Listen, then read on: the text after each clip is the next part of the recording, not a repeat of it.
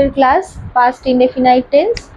তো past indefinite টেন্সটা কি না, প্রেজেন্ট ইনডেফিনাইট টেন্সে যেমন করেছিলাম আমরা, যে সাধারণ কোনো কাজ যখন বর্তমানকালে ঘটে, মানে বর্তমানকালে কোনো কাজ, সাধারণ কোনো কাজ যখন বর্তমানকালে হয় বা ঘটে, তখন সেটাকে প্রেজেন্ট ইনডেফিনাইট টেন্স করেছি আমরা। এবং এর সাথে অভ্যাসগত কাজ, চিরন্তন সত্য কোনো ঘটনা, ঐতিহাসিক কোনো কাজ, এই সমস্তগুলো আমরা প্রেজেন্ট ইনডেফিনাইট টেন্সে করেছি। একই রকমভাবে পাস্ট ইনডেফিনাইট টেন্সে কি হবে না, অতীতকালে কোনো কাজ যখন সাধারণভাবে ঘটে বা অভ্যাসগত কাজ যখন অতীতকালে হয় বা ঘটে, তখন সেটা পাস্ট ইনডেফিনাইট টেন্স করা হয়। যেমন কি, আমি স্কুলে যেতাম, আমি স্কুলে গিয়ে খেলতাম, আমি বই পড়তাম, এগুলো সবই হচ্ছে অভ্যাসগত কাজ। কারণ দেখো ওখানে বলছি আমি স্কুলে যেতাম, আমি স্কুলে গিয়ে খেলতাম, এগুলো হচ্ছে অভ্যাসগত কাজ, ঠিক আছে। আর সাধারণ কোনো ঘটনা বলতে কি বোঝায়, যে আমি চিড়িয়াখানায় গিয়েছিলাম, আমি ঘুমিয়েছিলাম, আমি খেয়েছিলাম, এই সমস্ত, আমি খেলেছিলাম, এই সমস্ত কাজগুলো হচ্ছে সাধারণ কোনো কাজ। তো এগুলো যখন অতীতকালে হয় তখন সেটা পাস্ট ইনডেফিনাইট করা হয়। এবার দেখি আমরা পাস্ট ইনডেফিনাইট টেন্স আমরা কিভাবে বুঝবো। বাংলার রূপ,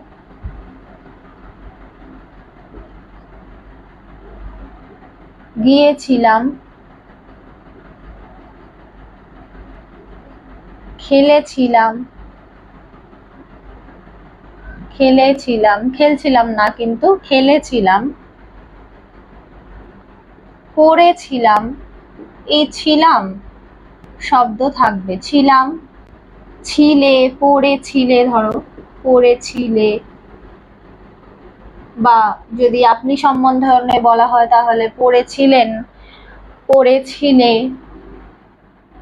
এইগুলো থাকবে, পড়েছিল, খেয়েছিল, গিয়েছিল, এগুলো হচ্ছে বাংলার রূপ হিসেবে থাকবে। মানে বাক্যে যদি আমরা এরকম ধরনের কোনো শব্দ পাই তাহলে সেটাকে পাস্ট ইনডেফিনাইট টেন্সে আমরা করব। এছাড়াও কি হবে, খেলতাম, যেতাম,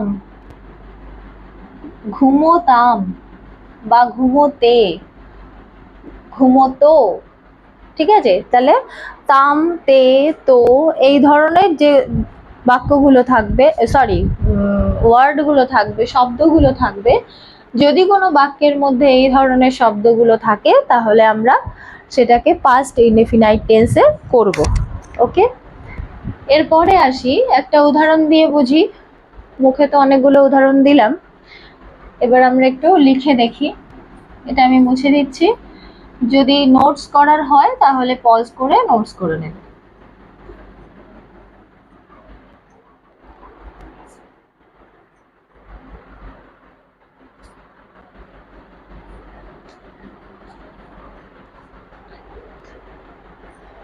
একবারে আমি ফরমেশনটা দেখিয়ে দিই আগে, তাহলে করতে সুবিধা হবে। ফরমেশন, সাবজেক্ট, এটা একদম সোজা, subject plus V2 plus object. যেমন ধরো আমি, এটা উদাহরণ দিচ্ছি, আমি গান শুনেছিলাম,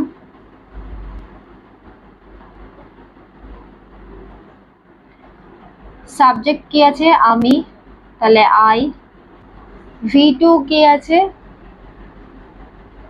লিসেন শব্দটা ব্যবহার করবে তোমরা, হিয়ার শব্দটা এখানে হবে না, গান শুনেছিলাম, লিসেন টু, ঠিক আছে।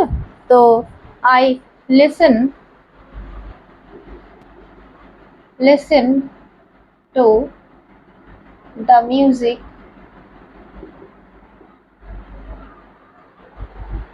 ওকে। তাহলে আমি গান শুনেছিলাম, I listen to the music. তুমি, আচ্ছা এখানে আমি ক্লিয়ার করে দিই একটু, লিসেন LISTEN লিসেন হচ্ছে প্রেজেন্ট ফর্ম অফ ভার্ব, এটা হচ্ছে ফার্স্ট ফর্ম মানে V2 সরি V1। লিসেনড LISTENED লিসেনড এটা হচ্ছে পাস্ট ফর্ম অফ ভার্ব, এটা হচ্ছে V2। আর আরেকটা থাকে past participle form of verb, এটাও যেটাকে বলা হয় V3। শর্টে লিখলাম পাস্ট পার্টিসিপল মানে PP শর্টে লিখলাম। তো লিসেন কথাটা হচ্ছে প্রেজেন্ট ফর্ম, লিসেনড LISTENED লিসেন্ড কথাটা হচ্ছে V2 format, sorry V2 form বা পাস্ট ফর্ম। তাহলে আমরা এখানে পাস্ট ফর্মটা ধরবো, তাহলে লিসেন টু দ্য মিউজিক। ওকে,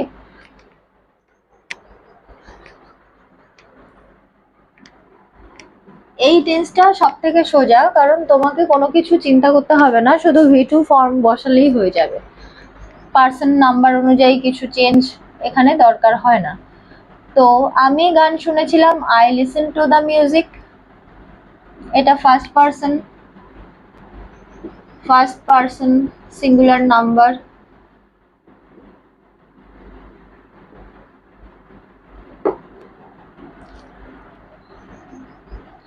তুমি গান শুনেছিলে,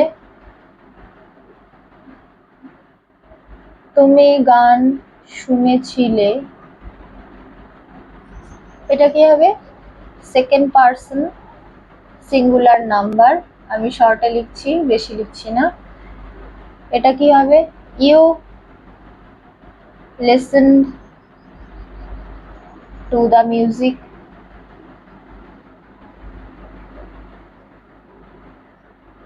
ওকে, তারপর আমরা গান শুনেছিলাম কি হবে?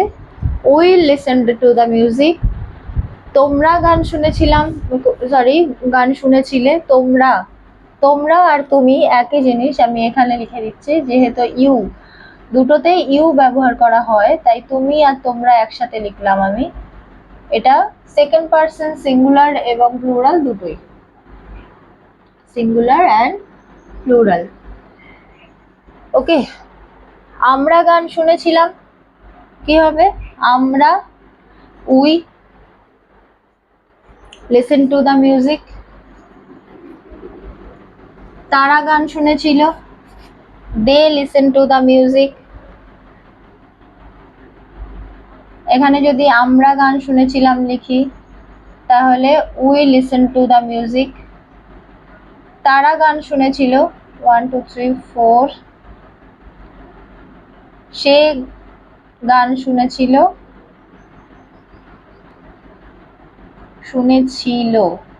এইখানে চেঞ্জ হয় বাংলার রূপে, শুনেছিলাম, শুনেছিল, শুনেছিলে, এইগুলোতে।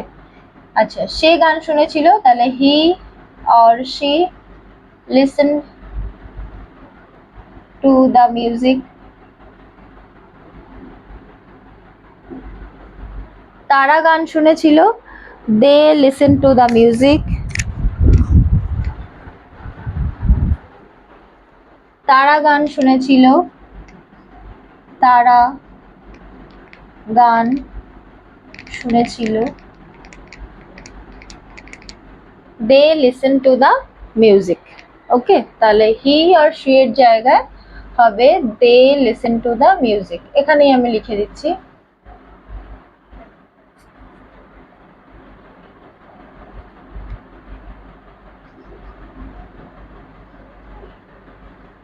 they listen to the music। ওকে, তাহলে এই গেল হচ্ছে পাস্ট ইনডেফিনাইট টেন্সের। এটা কিন্তু সবটাই যেটা করলাম আমরা, সবটাই কিন্তু অ্যাসার্টিভ সেন্টেন্সের উপরে। এটা আমার প্রথমেই বলা উচিত ছিল, তো ওটা খেয়াল করিনি আমি বলতে। তো এটা কিন্তু পুরোটাই পাস্ট ইনডেফিনাইট টেন্সের উপর অ্যাসার্টিভ সেন্টেন্স দিয়ে করা হচ্ছে, ঠিক আছে? তো এর পরের ক্লাসে, আজকের ক্লাস এই পর্যন্তই থাকবে, পাস্ট ইনডেফিনাইটেই শেষ করলাম আমি। এর পরের ক্লাসে আমি চেষ্টা করব পাস্ট কন্টিনিউয়াসটা দিয়ে দেওয়ার খুব তাড়াতাড়ি। তো আজকের মতো ক্লাস এই পর্যন্তই। পরের ক্লাসে আবার দেখা হবে।